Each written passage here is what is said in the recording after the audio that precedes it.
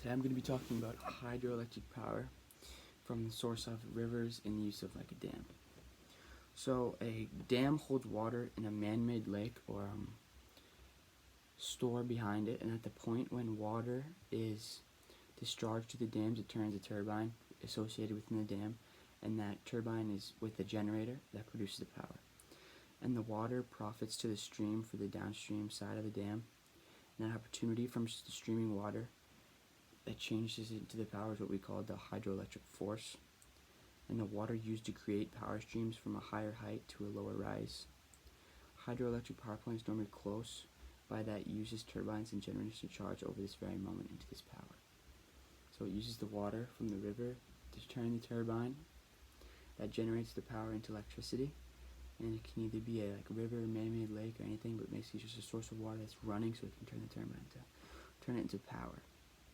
And so we have some pros, and one pro is that hydroelectricity is renewable, meaning it's considered renewable because it uses the Earth's water, and since we have the water cycle, we'll probably never run out of water, so it's considered renewable. And it's green and clean. Alternative energy is another pro, meaning it creates power with electricity and it doesn't contain itself. And the last pro I have here is that it's a cost competitive source of energy. Even though the upfront building price is pretty high, river is an infinite resource, meaning it's not affected whatsoever by market volatility.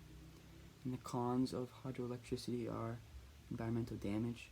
So when you interrupt the natural flow of water like that by putting a dam in there, something like that, it can have a great impact to the river ecosystem and the environment around it.